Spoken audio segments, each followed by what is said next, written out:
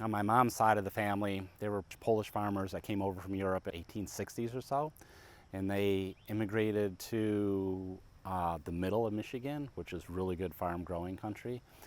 And so they sold their land, they took their life savings, they came over here, they started building their own houses.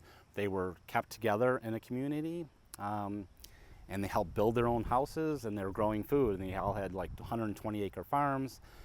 But the thing about that is when they had to do harvest, all the neighbors came over and harvested one piece of land at a time. They were helping each other out. They were living in a very cooperative fashion that made life easier, even though life must have been really hard back then. Yeah, I mean, farming and growing food, but they're doing it for their survival. They're not doing it as like a hobby. And my mom grew up on that farm, and I visited that farm, and like a huge vegetable garden, and they always put us out to work in the field picking vegetables or strawberries or something that kids could do.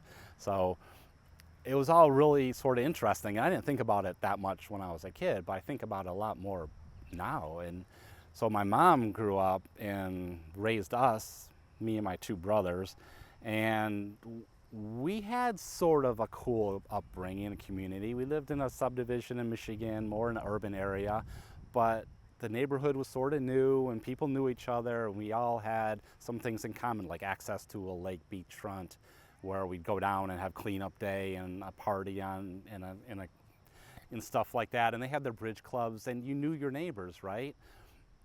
And so they had, that was good, but it wasn't quite the same as the generation before.